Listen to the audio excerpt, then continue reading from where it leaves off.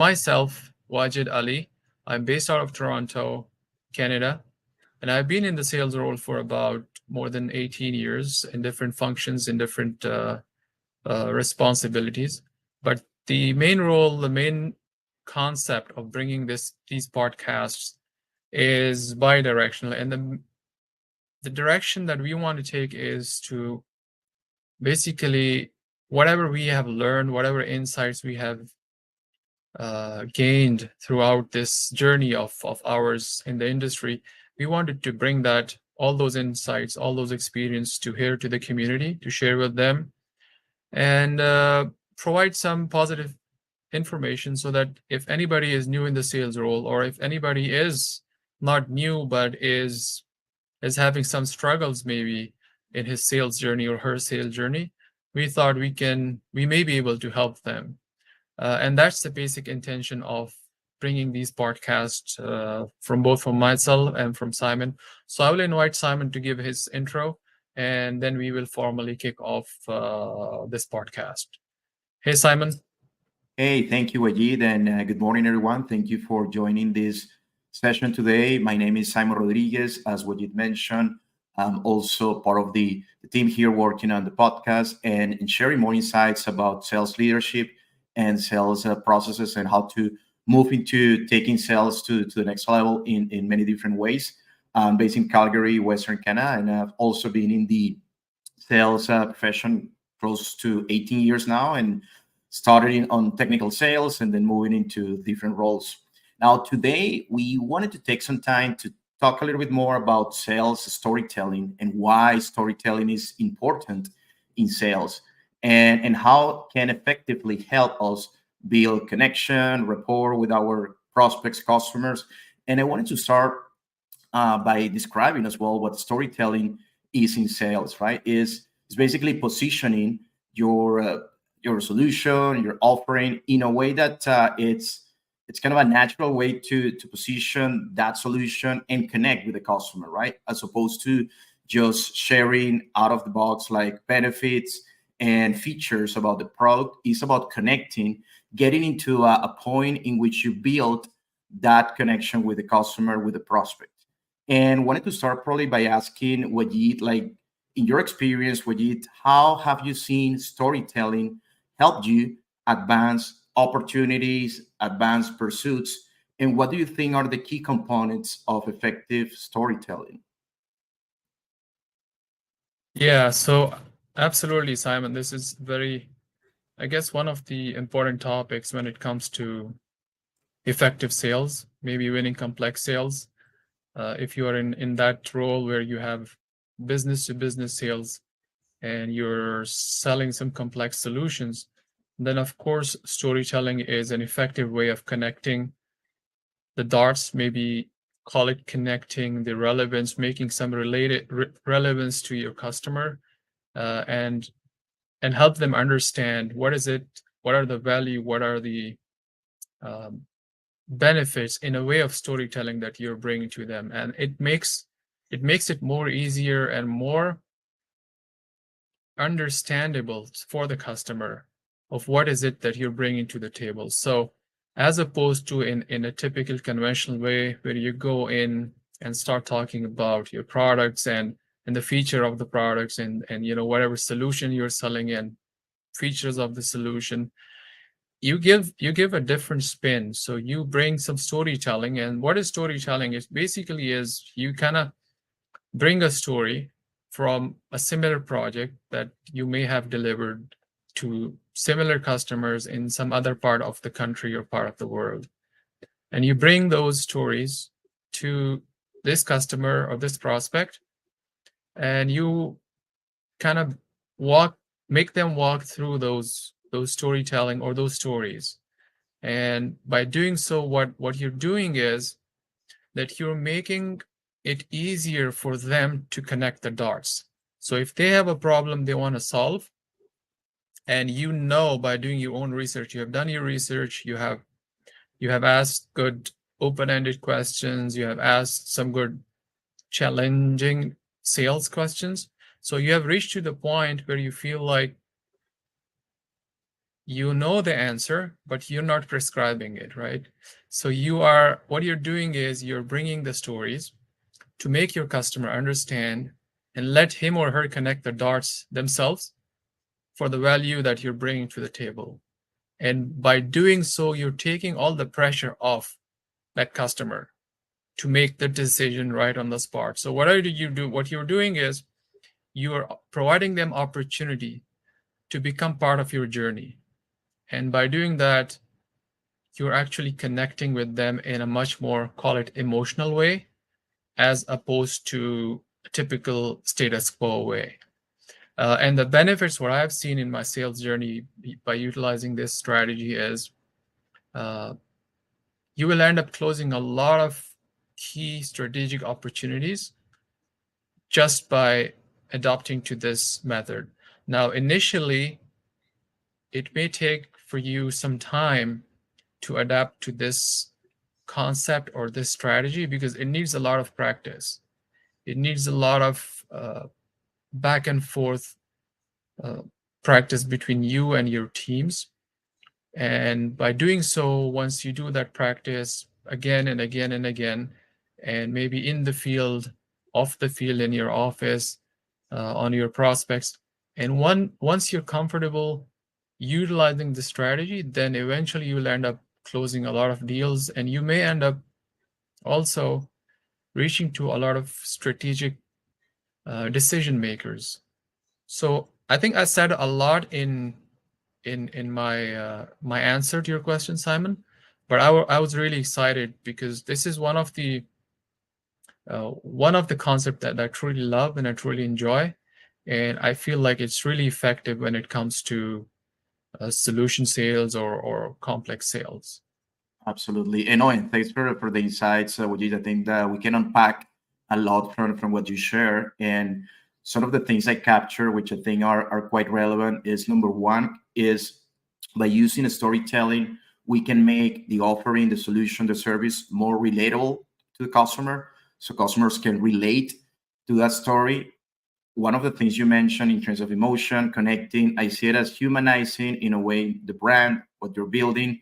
And ultimately, by humanizing that concept of product solution, you are building that trust with your prospects, with your customers. So it's two things that I capture from the storytelling approach. And one interesting thing, I was doing some research, and I found that it's like normally stories are up to 22 times more memorable than facts, right? Like, so that's one of the things, like what customers, they keep in their mind, they will remember. So there are more, higher probability for them to remember a good story. They're more memorable than a simple fact. So those sort of things to keep in mind. And ultimately, when you have those discussions, you make them relatable to the customer. You, as you mentioned, you humanize that discussion, right? So you build that trust. And I think that goes into a few things that you mentioned as well, like different aspects in terms of the challenging sales and going into different elements. But yeah, the foundation is being able to build that connection, to connect with the customer. And if you can do it by obviously leveraging storytelling, I think it goes a long way, and that can help you as well. Like if you have similar cases, customer success stories that you can share in a way that they're relatable to the customer, that's something that gets really powerful in the sales process. So those are really good insights. I know we wanted to also go into some other aspects about storytelling and how they might be tied to reference, customer referrals, success stories from the customers, and how they can be very powerful when advancing an opportunity with a prospect. But what are your thoughts around that, Wajid, and how can we connect those two things, right? Like the art of storytelling, building those blocks when it comes to story, but also making that story very relatable to the customer by using also facts, by using elements even from the same industry, even from obviously same or similar customer success stories. Yeah, so absolutely. I think it's, as I said earlier, it's really important for anybody who is at this point in time in the sales role, and they're into selling complex solutions or complex sales, even if it is a product, right? But if it is something that is solving complex problems, then utilizing this concept is so effective that, as you said, it's going to give you a lot of emotional level connection with the customers. But at the same time, what it does is that by utilizing this concept, you are making your customer becoming part of that whole storytelling model. So what I'm trying to tell here is that, for example, you're selling a solution which is solving, let's say, a problem to the energy industry, right? And now we know that energy industry is not just specific to a certain geography or certain territory. It's a global thing. And maybe in some other parts of the world or in some other parts of the country, you have completed similar projects. So you bring those stories and showcase those to this customer here, and try to take this customer's problem as part of the story. And then by doing so, you're providing a solution in a form of storytelling.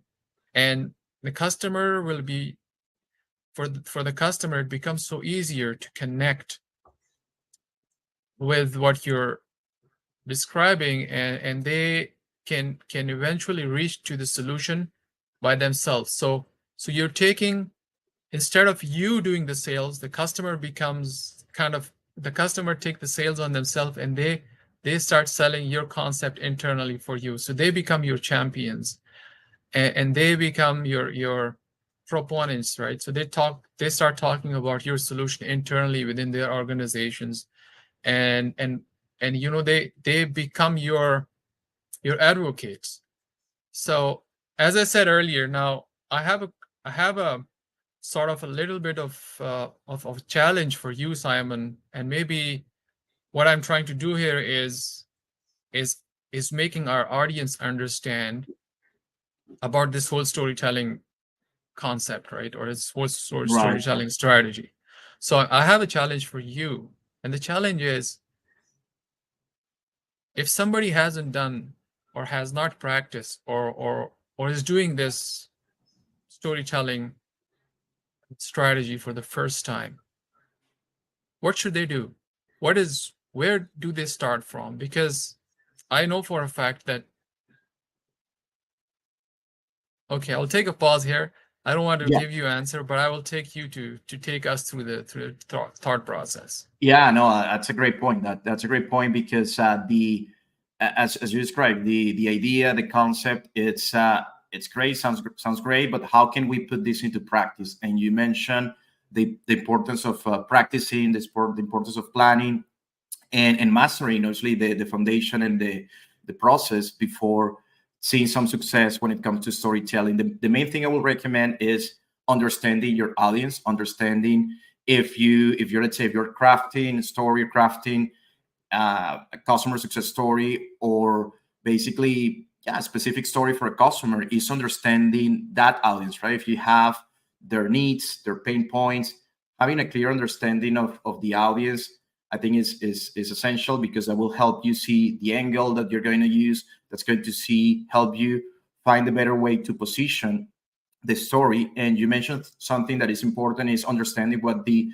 customer cares for. I mean, what are the main things that they care about, and you can build that story around that. So number one is understanding the audience. That's, to me, that's essential. Who is your persona? I mean, the customer or the buyer persona that you are sharing that story. So that's number one thing. So you can prepare in advance and have, obviously, common ground, having all those key elements in terms of connecting with the customer. And the second step will be crafting the story, building that story.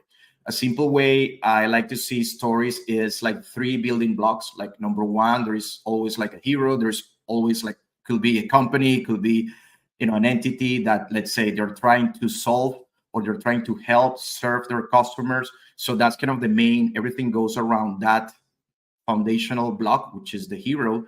The second block is the goal, right? Like that hero, that company, that entity is trying to do something, is trying to, let's say, keeping your point of an energy entity, right? So let's say it's an electrical utility. As an entity, their goal is to provide power to their customers, right? To serve their customers. So you have the entity as a hero, you have the goal, which is what you're trying to serve, what you're trying to provide. And then the third block is the conflict, right? Or the challenge.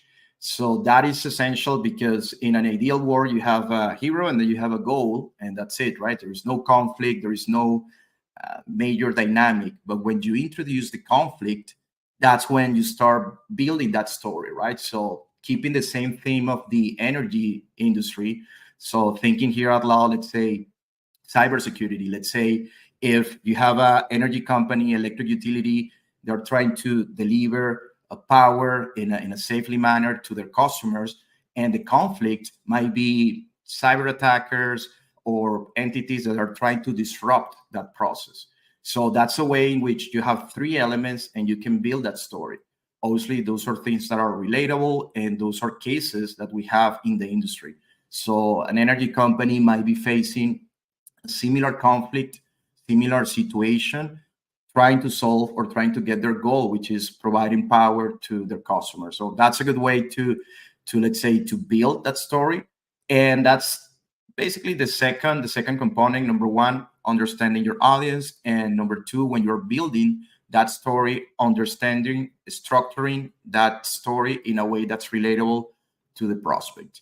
I know I kind of share different insights there, but in my view, those are kind of the fundamentals we need to start in this journey. Yeah, no, I totally agree with what you just said, and absolutely, they are the fundamentals. But at the same time, once you develop those basic fundamentals, understanding the customer or the customer persona or your buyer, whoever that organization or that person is, and then you craft that story in a way that you connect at a personal or sort of an emotional level with the customer. You're not actually going to in a storytelling concept or in storytelling approach, you're not going to sell anything. So just keep that in mind. You're not going to in that storytelling format or crafting, you're not selling anything at this point. You're still trying to build a rapport, you're still trying to build your connection, your relationship, your relatability with that customer or that organization.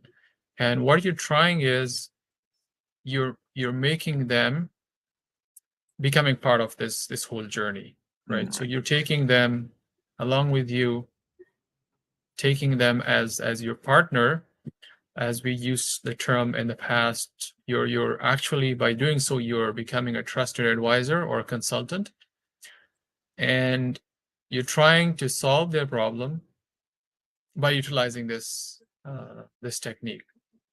But the concept, the foundations that you mentioned, along with those foundations, what I would recommend, along with those two that you mentioned, is to have some kind of practice sessions internally within your teams.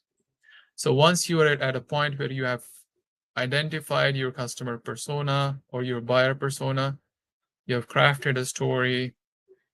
Now, what is the next step? The next step is to get together as a team, or maybe as an individual. You can do that in front of, as the old saying goes, you can do that in front of a mirror or a camera, and you can just record yourself, and yeah, it's all about practice, right? Yeah, correct. If you don't have a team that you can talk to, most of the time, in sales organization, you have team, you have colleagues, you have peers that you can sort of bounce off the ideas and practice together. But if you have nobody to practice, then you can just go and have a solo practice session just on a camera. And the more you practice, the more you put your energy into the practice, the more you will be able to deliver in the field, and the more confident you will feel while you're delivering those messages to your prospective clients or customers. So I will just add that practice session that, most of the times I have seen in the organizations, I have seen in smaller and bigger corporations, they invest quite a lot of time and maybe I would say budget in trainings. But I feel like training is only valuable if you have practice sessions. And if you don't have practice sessions, then very soon you will forget whatever was delivered in a training session. So training is important, don't get me wrong, but it is only effective if you practice what was delivered in the training sessions. Yeah, it's such a key point there with it, because ultimately there are many great tools, many type of trainings, and as you mentioned, I mean, you can have the proper budgets to invest in different type of trainings, but ultimately is that discipline around practicing, around proper planning as well. You can have all the foundation, the tools, but if you don't plan those sessions with the prospect, with the customer properly, if you don't practice, ultimately they won't be as effective as they could be, right? And so I think that that's an essential component. And one of the things, obviously, in sales, we see that we have that consistency is paramount. Consistency is key in sales, because you need to keep pursuing that goal, right? That you have the pursuing that objective, and you go through the practice, to repetition, and to making, obviously, getting to that point where you want to get. So yeah, I think that's spot on. I mean, it's essential to keep that practice, that consistency as the ultimate tool to get there. So those are really Yeah, good things. yeah. And one of the key points that you mentioned earlier was in terms of the basic foundation. So along with the practice, of course, before practice, you have to understand the customer and the organization. And the more time you spend on researching about that customer persona and finding insights about what their problems are, and these days you have so many tools that you can utilize and do research. You can reach out to, maybe peers in the industry and have some touch points with them, or you can utilize so many tools online to understand what that customer persona is, and understand the problems they're facing today, the challenges they're facing today.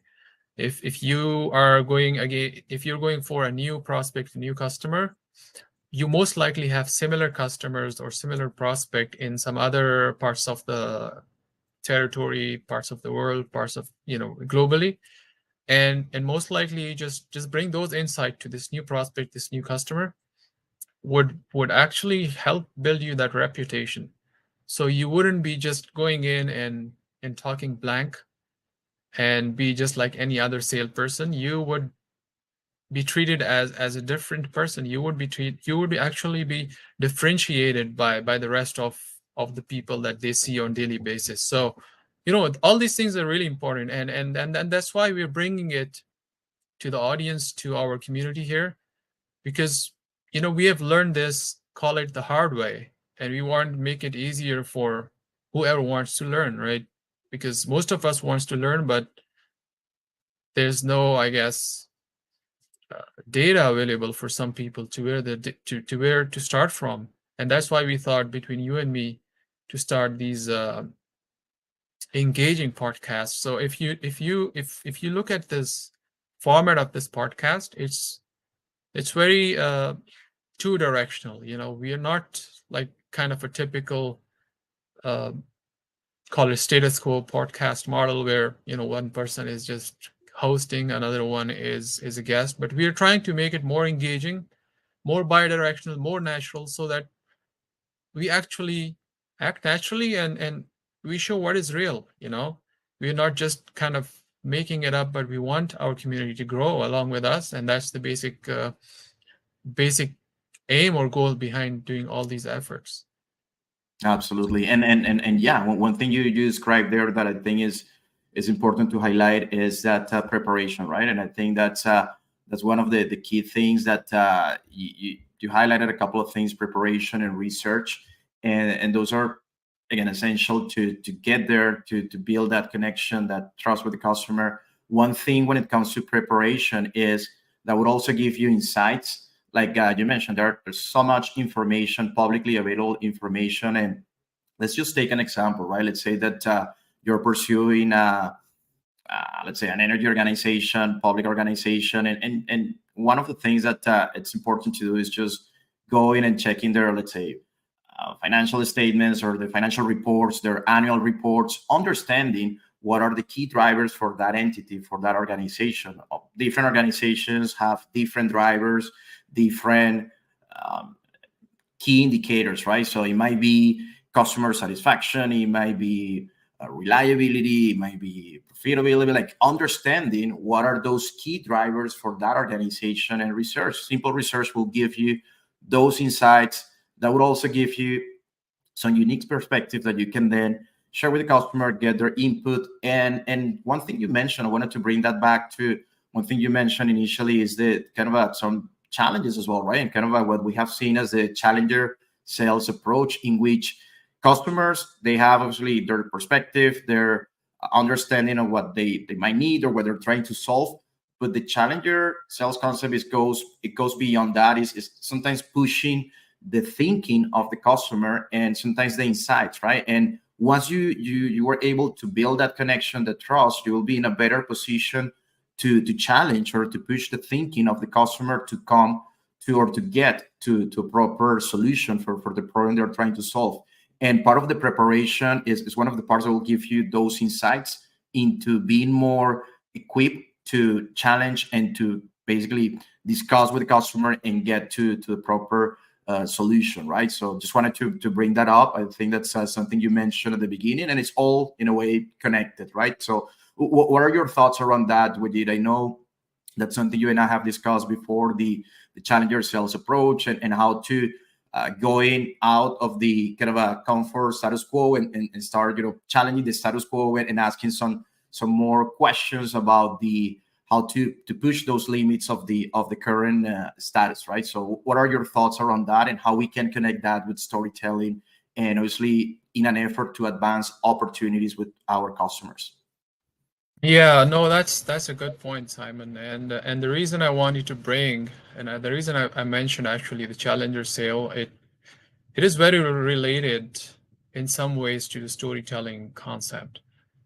And what you're doing in a challenger sale, like if I summarize this in a one-liner, what you do in a challenger sale is you actually act differently than the rest of the sales community.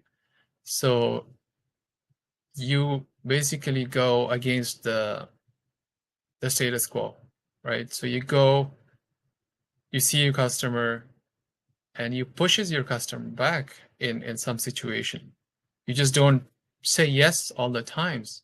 And the reason you're pushing back your customer is not out of any disrespect or any arrogance, but you're doing it to actually help them, and you're doing it to give them, to provide them more value, perhaps sometimes in a cost-effective way. And that's why you're challenging back on them. So you're asking them some probing questions, and you're asking them some challenging questions. And that's what I love about this concept, is that it totally differentiates you from anybody else in a sales role. Because what customers like, think about customers, right? Think about the buyers. They see so many salespeople on daily basis, and almost everybody is very same. All the salespersons that we see act very similarly, but this guy, the challenger sale, acts differently, and that's why the customer connects with this person more, just because of this uniqueness. So this is my thought about it, and that's why I mentioned it, and I think we should talk more about it in maybe upcoming episodes. Yes, absolutely. I think that's there is so much to uncover, and that concept, that approach of the challenger sales basically approach. And but yeah, I think you highlighted some of the key points, and as you said, I think it'll be something that we can go into, deep dive into a next episode for sure. But yeah, I think we covered really good points today. So I think it was very positive. Yeah, absolutely. I think to our audience, so whoever is listening in this live session here, or maybe down the road in a recorded session, please share your feedback and your comments. If what is it that you would like to uncover? What is it that is causing you troubles or pains at this point, and you have a challenging situation in your sales journey, and you want us to address some of those? Just let us know. We're just trying to help. We're not doing it just for ourselves, but we're doing it for all of you out there. So if you have anything that you want us to uncover, address, or maybe help you in some ways, just let us know. That's the whole concept. Simon, any parting thoughts before we wrap it up? I would like to thank everyone for joining, and really look forward to the next session so we can keep obviously diving into multiple aspects and topics which are very relevant and most importantly very practical, right? Very applicable to our day-to-day activities. So look forward to the next session, and as Wajid mentioned, any proposed topics or thoughts, feel free to share those, and we'll make sure we can dive in. I appreciate it. Thank you, Simon. So before we close our session today, I would like to make an open, call it an open proposal or an open offer. If anybody wants to come on these podcasts and wants to share their stories that could make sense for the rest of the community, just reach out to myself or to Simon, and we would like to compensate and to bring you on these sessions. So I just wanted to make that announcement. We are open to hear any thoughts, any feedbacks, and if you want to come live and talk with us on some of the sessions, just feel free. And on that, I thank you all of you who have tuned in and who listened, and we'll see you again in next week. Thank you. Thanks, everyone.